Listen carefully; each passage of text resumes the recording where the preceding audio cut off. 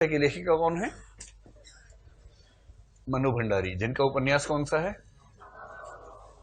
महाभोज, जहां से आप शुरू करने वाले हैं। ठीक है, यही सच है, बहुत आसान कहानी है। रजनीगंधा फिल्म इसी में बनी हुई है, इसलिए इस फिल्म में बार बार रजनीगंधा के फूलों का जिक्र आता है। आप देखेंगे बार बार जिक्र आता है रजनीगंधा। वैसे इस पे आप चाहें तो उसको देखें। इस कहानी में जो केंद्रीय चरित्र है, यानी जिस लड़की की कहानी है, उसका नाम क्या है? दीपा। बहुत बढ़िया। और दीपा की जिंदगी में दो व्यक्ति समय समय पर आए या आते रहते हैं। उनका नाम क्या है? एक तो है निशीत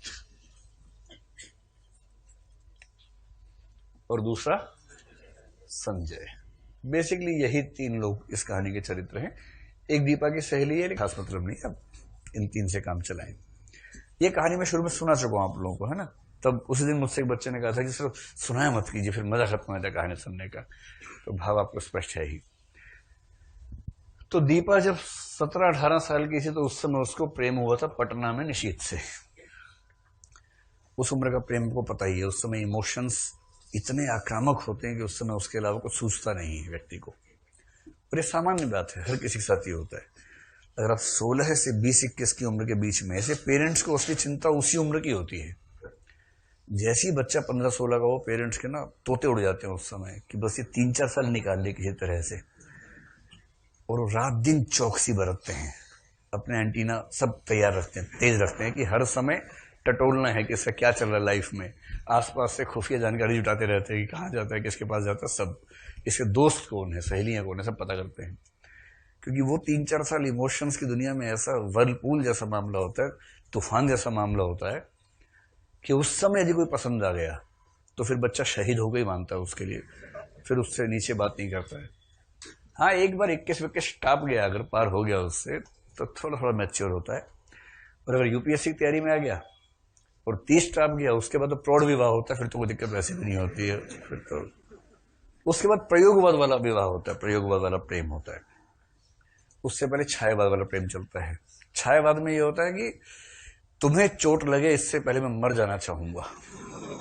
ये छायावाद का प्यार है। तुम्हें तुम्हें धूप लग रही है, मैं सूर्य को खा जाऊंगा।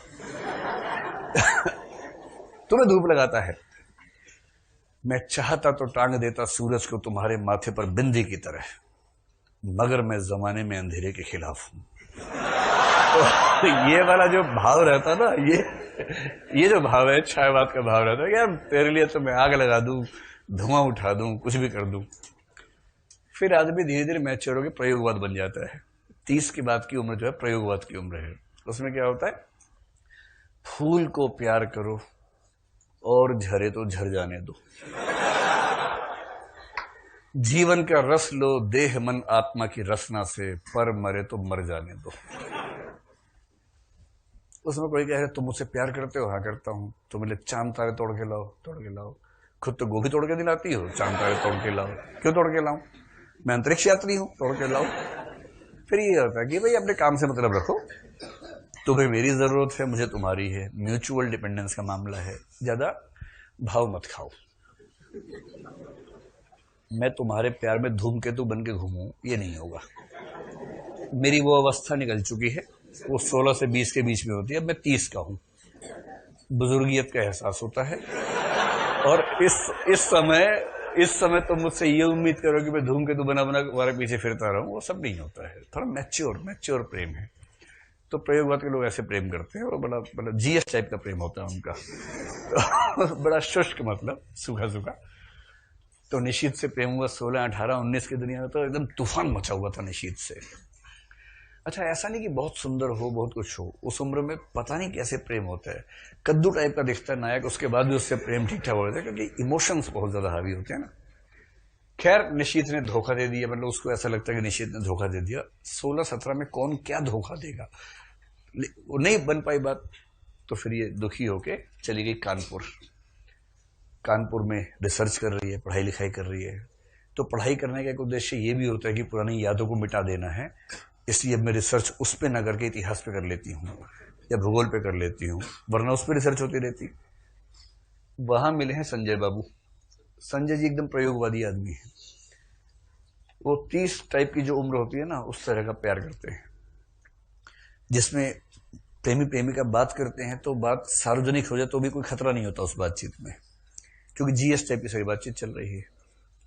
और ठीक हो? हाँ ठीक हूँ। पापा? हाँ वो भी ठीक है। मम्मी? वो भी ठीक है। अच्छा, पापा को चेचक हो गया था, वो ठीक है? हाँ वो भी ठीक है। चेचक का टीका लगवा दिया? हाँ लगवा दिया पापा को। और चन्नू कैसा, और मुन्नू कैसा, और मामा जी का बेटा और फूफा जी का बेटा कैसा है, मौसा जी कैसा, ये वाला चलता रहता है।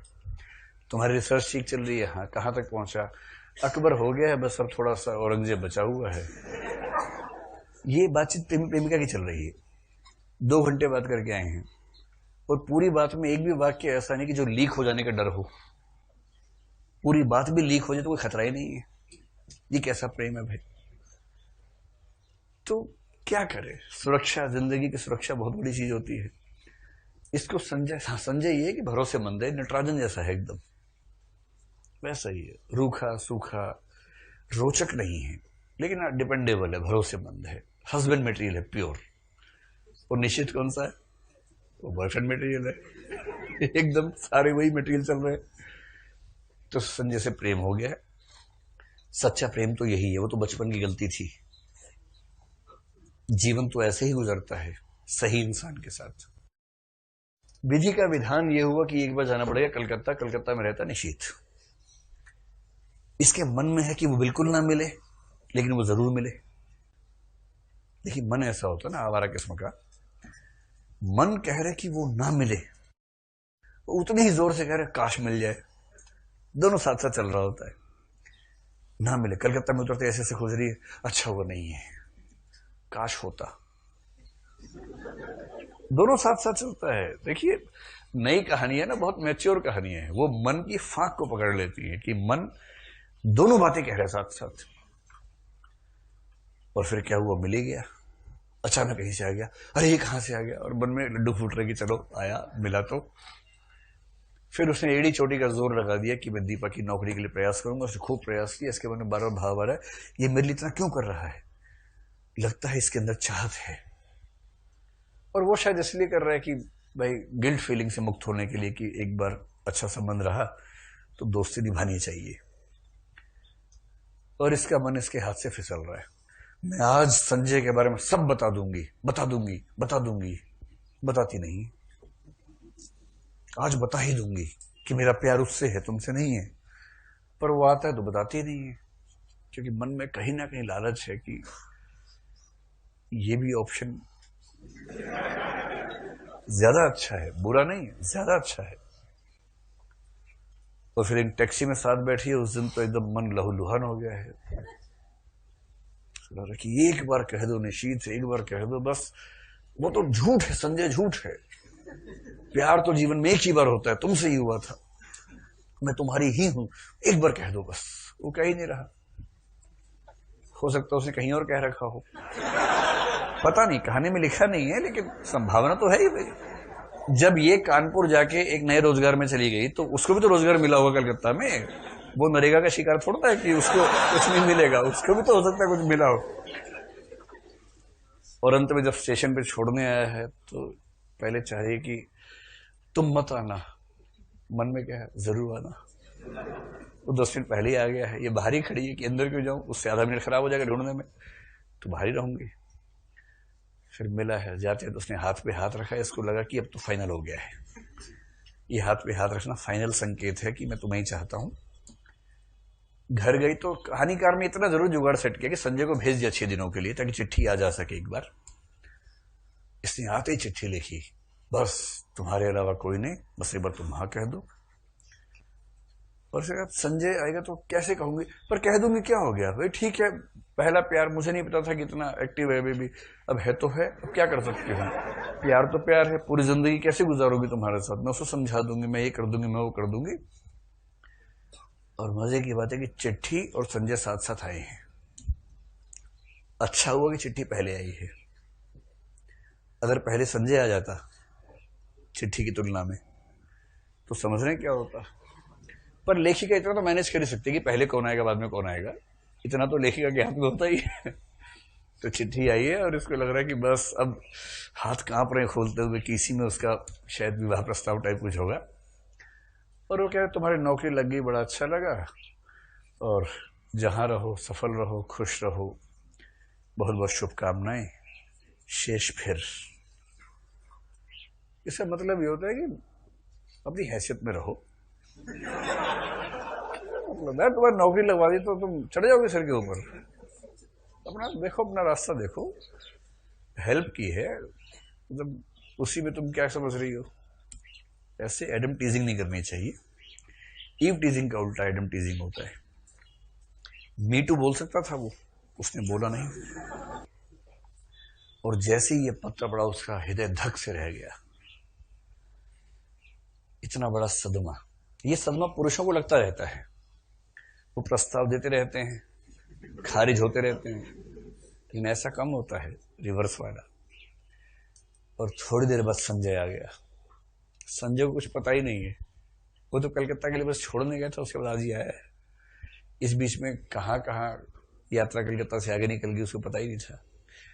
और जैसी संजय आया, ये एकदम उसके पास गई, लिपट गई, और उसको लग रहा है असली प्यार तो यही है। वो तो छलावा था, धोखा था। कुल मिला के मन्नू भंडारी जी ने भारत की महिलाओं की पोल खोल दी। पुरुषों की पोल तो हमेशा से खुली हुई थी, उसमें तो कुछ पोल ज्यादा था ही नहीं। पुरुषों की प्रकृति पर तो इतने महाकाव्य लिखे गए हैं कि वो अपनी स्वभाव से ही चंचल आवारा टाइप के होते हैं। महिलाओं को लेकर गलत फहमी भारतीय समाज में रही है लंबे समय तक, कि एक बार जिसके बारे में भाव मन में आ गया, उसके बाद सवाल ही नहीं किसी और के बारे में आ जाए। इस गलत फहमी ने महिलाओं को बड़ा बेड़ा गर्क किया है। पुरुषों को तो किया ही है, महिलाओं का भी किया। उनके ऊपर इतना दबाव रहता है अच्छा दिखने का, हर समय 24 घंटे आदर्श दिखने का दबाव। ये भी तो बड़ा गंदा दबाव है ना। तो सहज बता दिया कि देखो भाई, महिलाएं भी ऐसी होती हैं, पुरुष तो होते ही हैं, महिलाएं भी ऐसी होती हैं, और ये स्वाभाविक बात है। इस बात को लेकर ज्यादा चिल्लपो मचाने की जरूरत नहीं है।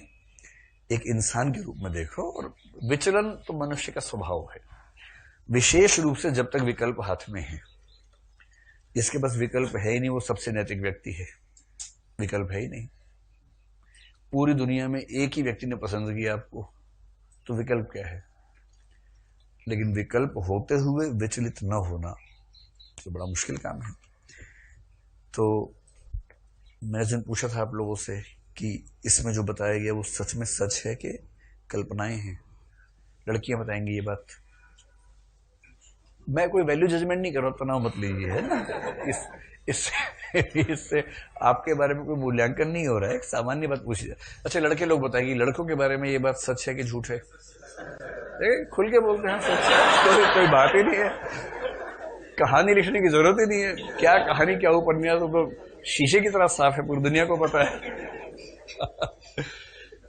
लेकिन लड़कियों में संकोच ज्यादा इसलिए क्योंकि समाज के दबाव से कह भी नहीं पाती हैं। तो कह दीजिए कि झूठ लिखा है इस कहानी में, है? नहीं, झूठ नहीं लिखा है, वो सच भी नहीं लिखा है। सच लिखा है, हाँ देखिए वो बोल रही है, हाँ सच लिखा है, क्या करे। तो अच्छा समाज वो है जो इस बात को समझे कि सच ऐसा होता है, इस बात तनाव में। अब जैसे कल को आप लोग पति पत्नी बनेंगे, या BF-GF जो बोलते हैं वो बनेंगे ना, होंगे भी कुछ लोग, लेकिन उसमें ना थोड़ा सेंसिबल इंसान बनिएगा। जंगली बनने की जरूरत नहीं है। कई लोग जंगली हो जाते हैं कि नायक नायिका चल रहे हैं और नायक नायिका का चेहरा देख रहा है, कोई सामने स्मार्ट लड़का ऐसे देख रहा है, देख तो नहीं रही उसको। देखने वाला तो किसी ना किसी कोण से देख ही लेगा, क्योंकि इतने कोण बनते हैं उसमें, कोई ना कोई कोण बन ही जाएगा। आप कितना देखेंगे भाई, है ना। अंत में सामान गिरा के देख लेगा पीछे मुड़ के, उसमें क्या दिक्कत है। ऐसी कई नायिकाएं भी बड़ी जज्बाती और जंगली किस्म की हो जाती हैं कि नायक, तुम्हारे पास फोन कैसे आ गया? उस चुड़ैल का फोन आया है, उस चुड़ैल एक नंबर की डायन है वो ये सब क्या है कि अपना ही चरित्र चित्रण करवा रही है बेसिकली, और कुछ नहीं कर रही है। इससे कुछ नहीं होता है। बढ़िया रिश्ता ये होता है कि दोनों साथ में जा रहे हैं, नायक नायिका, सामने एक सुंदर सी कन्या आ गई, नायिका आ गई, तो नायिका बोले देख लो देख लो।